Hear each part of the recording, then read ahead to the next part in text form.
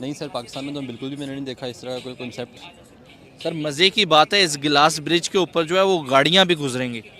हाँ, बहुत अच्छी बात है वो मतलब। मैंने उनका पढ़ा था कि वो 100 साल की प्लानिंग कर रहे हैं। अच्छा। आप 10 साल की बात कर रहे हैं, वो कह रहे हैं कि हमने आइंदा 100 साल में देखना है कि चाइना कहाँ है, हमने उसको टक्कर देनी है। इंडिया वाले इंडिया वाले। सर ये बेंगलोर के अंदर है और बाकायदा इसमें आप देखें तो गाड़ियाँ भी इसके ऊपर चल रही हैं। बिल्कुल नज़र आ रहा है सर, अमेजिंग चीज़ है। ये कैसे हो सकता है यार, ये रियल एसल है। हाँ, लेकिन मुझे नहीं लग रहा, क्योंकि गाड़ी का एक वजन और ये चीज़ें मुझे नहीं लग रहा। शीशे पे गाड़ी नहीं चल सकती।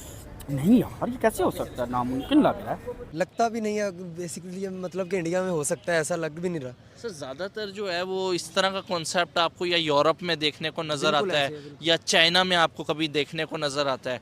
आपने एक्सपेक्ट किया था कि साथ का कंट्री भारत भी अब इन चीज़ों के ऊपर काम बिल्कुल, करेगा? हमारे पड़ोसी ऐसा कर रहे हैं, हमें भी चाहिए, हमारे पाकिस्तान गवर्नमेंट को भी चाहिए कि ऐसे प्लान जो प्लान है पाकिस्तान में आने चाहिए। यार ये चाइना के अलावा मुझे नहीं लगता कोई और कंट्री इस तरह लेवल पे जाए, लेकिन चाइना है। सर ये इंडिया की सिटी बेंगलोर में है। इंडिया में इंडिया में दोबारा दिखाओ यार, ये कैसे हो सकता है। इंडिया को तो मैं काफ़ी फॉलो करता हूँ। मैं अभी कुछ दिन पहले पढ़ रहा था कि Amazon, Twitter, Apple, Tesla, almost Microsoft, हर एक कंपनी वहाँ पे अपना हेड ऑफिस बना चुकी हुई है। ठीक है, हमारे यहाँ पे कोई भी नहीं है। यार इंडिया बना सकता है, छोटी बात नहीं है, बड़ी बात नहीं है, वो बहुत बड़ी बात, कुछ भी चाहे बना सकते बड़ी हैं बात भाई नहीं है भाई, वो कुछ भी बना सकते हैं। वो चांद को भी नीचे लेके आ सकते हैं। सर मोदी को नोबेल प्राइज मिलने जा रहा है। यार मोदी को मिलना भी चाहिए। इंडिया कहने के एक बादशाह बन गया और उसके सामने बाकी सारे गुलामों की तरह उसके सामने हाथ जोड़ के खड़े हुए हैं। जी आका जी सलाम आपको। नरेंद्र मोदी इंडिया के लिए एक वो फरिश्ता बनकर साबित हुआ है जिसको इंडिया को बड़ी देर से ज़रूरत थी।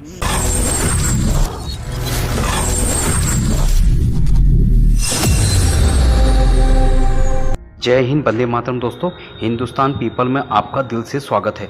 दोस्तों, हम लाते हैं पाकिस्तान की लेटेस्ट रिएक्शन वीडियो। अगर आपने इस चैनल को अभी तक सब्सक्राइब नहीं किया तो चैनल को सब्सक्राइब करें। आज की रिएक्शन वीडियो है दोस्तों बेंगलुरु के ग्लास ब्रिज की, जिसे देखकर पाकिस्तानी काफ़ी ज़्यादा शॉक्ड हुए। देखते हैं आगे दोस्तों पाकिस्तानियों ने और क्या कहा।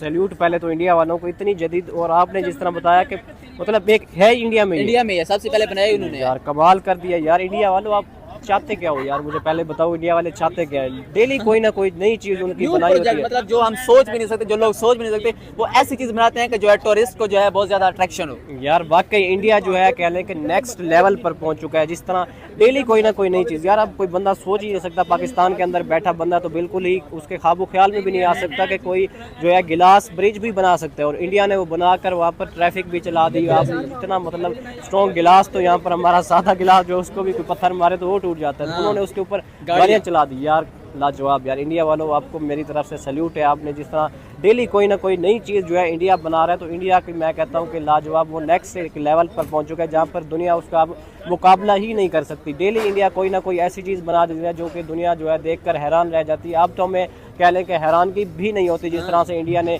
डेली कोई ना कोई इस तरह की चीज़ बना दी है। कभी वो स्पेस में जा रहे हैं, कभी वो दुनिया के अंदर ऐसी ऐसी चीज़ें बना रहे हैं कि उनको मैं कहता हूँ जवाब ही नहीं है इंडिया का। सर क्या कहेंगे इंडिया की IT फील्ड में देख लें, या फिर जो है ऑटोमोबाइल इंडस्ट्री में देख लें, या किसी भी फील्ड में देख लें, टूरिस्ट जो है अट्रैक्शन में देख लें, या फिर जो है अभी इंफ्रास्ट्रक्चर में देख लें। सर इंडिया इस वक्त दुनिया की जो है सेंटर ऑफ अट्रैक्शन बना हुआ है, बल्कि सारे कंट्रीज अब मोदी की इतनी रिस्पेक्ट करते हैं जैसे वो उनका बाप हो।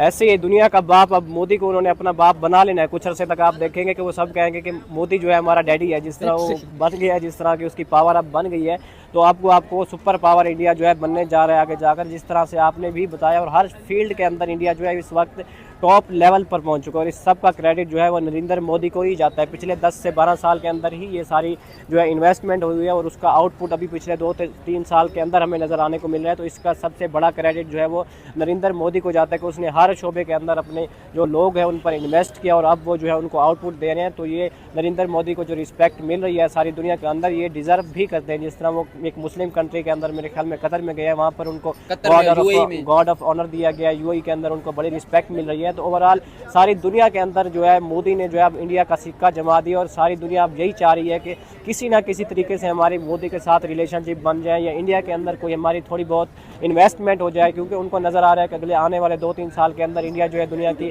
3rd बिगेस्ट इकॉनमी बनने जा रहा है। तो सारी दुनिया अब इंडिया के कहने के उठाने पर लगी हुई है। सवाल ये करूं कि आज के दौर में सोशल मीडिया का कितना फायदा है और कितना नुकसान है? ज्यादा फायदा या ज्यादा नुकसान है? और दूसरे countries $1 billion in social media apps की वजह से अर्न कर रहे हैं, खासतौर पे इंडिया की बात करें, फ्री लॉन्सर ऐसे ऐसे मौजूद हैं, यूट्यूबर ऐसे ऐसे मौजूद हैं कि मिलियंस बिलियंस अर्न कर रहे हैं। पाकिस्तान उसे कैसे देख रहा है, इंडिया उसे कैसे देख रहा है? यार इंडिया तो बेसिकली अब तो एक कह लो कि हब बन चुका हुआ है आईटी वालों के लिए, वो सोशल मीडिया भी उसमें आता है। मैं अभी कुछ दिन पहले पढ़ रहा था कि Amazon, Twitter, Apple, Tesla, almost Microsoft, हर एक कंपनी वहाँ पे अपना हेड ऑफिस बना चुकी हुई है। ठीक है, हमारे यहाँ पे कोई भी नहीं है।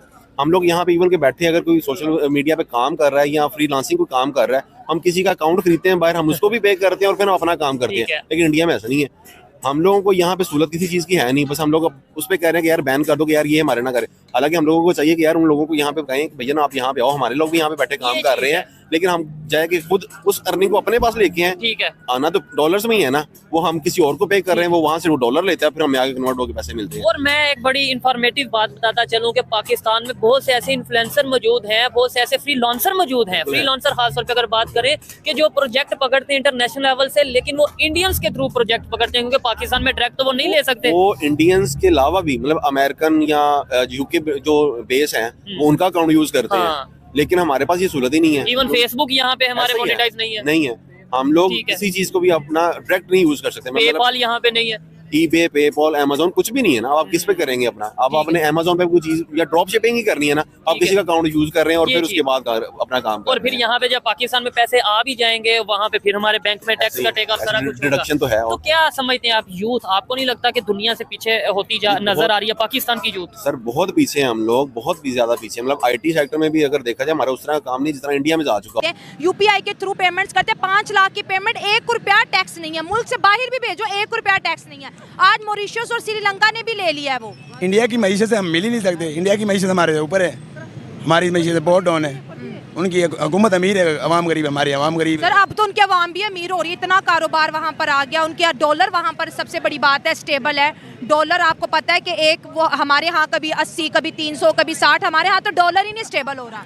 हमारा डॉलर स्टेबल कहाँ से होगा? हमारे सारे तो खाने वाले हैं, डॉलर स्टेबल होता ही नहीं है। डॉलर तो तब स्टेबल होगा जब हमारे स्टॉक एक्सचेंज हमारी ऊपर जाएगी। स्टॉक एक्सचेंज हमारी उधर रुकी हुई है। स्टॉक एक्सचेंज में जब हमारे अकाउंट में पैसा रुका रहेगा ना, और हमारे वो मुल्क को फायदा होगा। जब हमारे अकाउंट में पैसा नहीं रुकता तो आगे पीछे हो जाता है, तो उसका फायदा मुल्क को है ही नहीं है। सर एक पाकिस्तानी बाहर हो, सऊदी अरब में हो या दुबई में हो, एक इंडियन हो, पाकिस्तानी जब सैलरी लेता है, घर बेचता है, तो 8-10 हज़ार उसकी कटौती हो जाती है। जी जी, ठीक है। अगर एक इंडियन बेचता है उसका 0 रुपया कटता है, तो उसका उन्होंने अपने मुल्क में उसका यूपीआई उन्होंने अपना एक सिस्टम बना लिया। जी जी, तो इंटरेस्ट फ्री बना लिया। हम आज भी वीजा और मास्टर कार्ड के पीछे पड़े हैं। ये हमारे अभी तक इल्म की कमी की वजह से। अच्छा, उनको इल्म ज्यादा है। हाँ। मैं एक सरकारी मुलाजिम रिटायर्ड हुआ रेंजर से, मुझे पता है, मैं बॉर्डर पर रह कर आया हूँ। आप रेंजर में थे? हाँ जी, मैंने रिटायरमेंट ली है वहाँ से। ठीक हो गया। मैंने देखा उनकी मईशत बहुत अच्छी है और लोगों को बहुत अच्छा रिलीफ भी देते हैं। बेशक वो हमारे से गरीब मुल्क है, लेकिन वो उनकी मईशत नहीं सर, गरीब कहाँ, दुनिया की 5th लार्जेस्ट इकोनॉमी अब तो हमारे से ऊपर हो गया ना, बहुत ऊपर है। हम तो शायद 133वें नंबर पे आते हैं, वो 5वें नंबर पे आते हैं। ये तो हमारी अपनी और लाइल्मी की कमी है। हमारे इन बच्चों को पता ही नहीं है कि बेचारों को क्या पढ़ना हमने। अगर इनके पास इल्म होगा तो ये आगे जाएंगे ना, देखेंगे डिजिटल हमारा जितना भी आगे दौर आ रहा है सारा डिजिटल लगा है। लेकिन हम तो डिजिटल नहीं हो रहे। आप बड़े से बड़े शॉप पे चले जाओ, उन्हें बोलो मैंने चीज लेनी है लेकिन मैं पेमेंट आपको डिजिटल करूंगी, वो कहेगा भाई चीज इधर ही रख दो, मैंने नहीं लेनी। नहीं, हमारी बड़ी शॉप बड़े जो है ब्रांड्स की बात ना करें, लोकल मार्केट की बात करें। लोकल में तो फिर डिजिटल है ही नहीं। लोकल ना वो इस्तेमाल करते हैं। हाँ। वो कहते हैं हम डिजिटल पैसे कटौती होगी। हम मैं उसको 1000 रुपये की चीज ले रहा हूँ, 1000 वापस लेने जाएगा अपना, वो उसके पीछे 100 रुपये कटौती हो जाएगी। मास्टर कार्ड, वीजा कार्ड इस्तेमाल करते हैं। आपने कहा भाई बड़े पैसे टैक्स करते हैं, मैं भी कहती हूँ टैक्स करते हैं। हम एक ऐसा सिस्टम यूपीआई पाकिस्तान में क्यों नहीं लेके आते जिससे आम शहरी को फायदा होगा, जो परदेसी मुल्क से बाहर है उनको फायदा होगा। किन की है? इंडिया की है। हाँ, इंडिया की। और 20 से ज्यादा मुल्कों ने ले ली है। क्यों करें? हम अपने मुल्क की करें ना। एक ऐप हाँ अपने भी बना सकते हैं। यस, तो हमारे स्टेट बैंक ने आज तक क्या बनाया हमारे लिए?